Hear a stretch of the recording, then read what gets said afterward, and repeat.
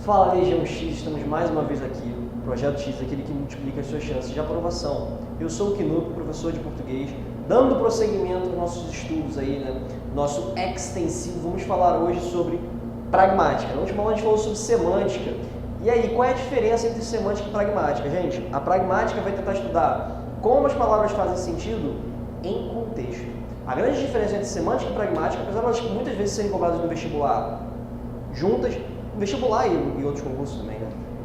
Apesar de serem cobrados como estudos complementares, né, a pragmática vai partir do pressuposto de que não tem como a gente entender o sentido de uma frase, ou de uma palavra, ou do que quer que seja, sem que isso esteja em um contexto. Afinal, toda vez que nós usamos a linguagem, de fato, há um contexto ali, tem alguma coisa ali que faz com que você profira palavras e tente se comunicar com alguém. Pessoal, a gente vai estudar aqui duas características dos estudos pragmáticos que são as mais recorrentes nos vestibulares. Primeiro aqui a gente vai falar, e aí vai ser um estudo aqui de alguns palavrões, mas nem uma baixaria porque a gente deixa as baixarias para o debate presidencial. Pessoal, o primeiro palavrão aqui, quer dizer, o segundo, né, depois de pragmático, o segundo aqui vai ser verossimilhança. Gente, verdade, semelhança mesmo.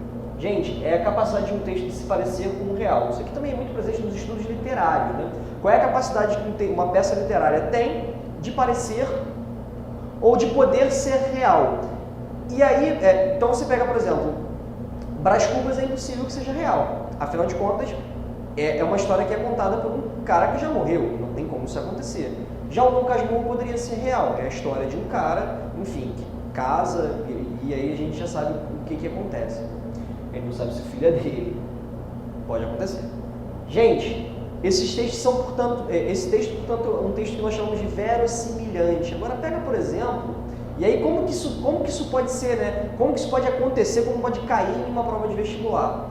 Exemplo, como que às vezes a literatura acaba sendo menos absurda do que a própria vida, né? Às vezes acontecem coisas na nossa vida, de fato, que não são verossimilhantes, ou seja, que não parecem real, né? Eu sempre trago o caso da mulher que vinha dirigindo na ponte Rio-Niterói, uma ponte aqui no Rio de Janeiro muito alta, né, que liga a cidade do Rio com a cidade de Niterói.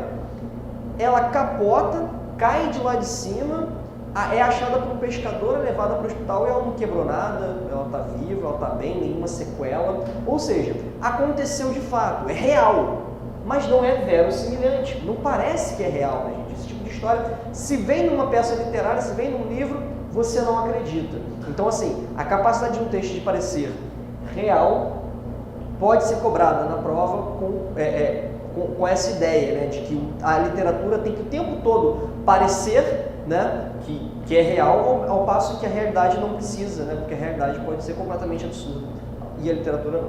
Pessoal, o segundo aqui, né, vai ser a intertextualidade. O que é isso, né? São as relações que existem entre os textos. Muitas vezes os textos explicitamente, né, fazem alusão a outros textos ou citam outros textos. Então é como se você tivesse um eterno diálogo entre os textos e isso vai produzindo novos textos e assim sucessivamente. Pessoal, a intertextualidade se manifesta de 4 formas. Elas são, primeiro, a citação. Citar alguém é eu pegar exatamente o que uma pessoa falou e reproduzir. Então, eu posso aqui citar, por exemplo, um autor famoso, qualquer coisa do tipo. Isso é uma citação.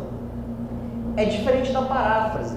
A paráfrase significa você falar o que alguém disse, mas usando as suas próprias palavras. Eu sempre dou o exemplo do aluno que falta uma aula.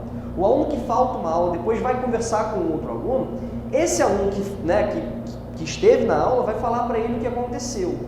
Vai falar usando suas próprias palavras. Ele obviamente não vai lembrar tudo que o professor falou. Se ele lembrasse tudo que o professor falou, palavra por palavra, ele faria uma citação. Então essa é a diferença. Citação exatamente o que o outro falou. Paráfrase usando as suas próprias palavras.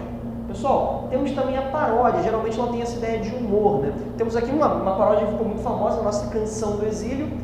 Mas a Canção do Exílio X, né? Mestre Zé Bonner e Thiago Feitosa fizeram Minha Terra Tem Favelas, onde morrem os favelados. Existem aqui elementos, né, que ficam tão paralelos com a Canção do Exílio que você consegue perceber que tem a ver aqui. É uma paródia da Canção do Exílio, mas que cria aqui um sentido de humor, um humor de crítica, né? Falando aí da situação difícil que algumas pessoas vivem aqui no Rio de Janeiro.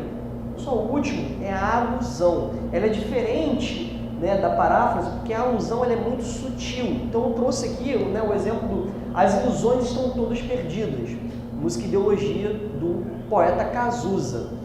Isso aqui faz alusão a um livro de um cara chamado Honoré de Balzac, chamado Ilusões Perdidas. Vejam que aqui ele não cita Honoré de Balzac, não há uma citação direta, né? O que ele faz é trazer a voz do Honoré de Balzac, mas de uma forma muito sutil, portanto, nós chamamos de alusão. Pessoal, espero ter ajudado. Um abraço do Knup e até a próxima.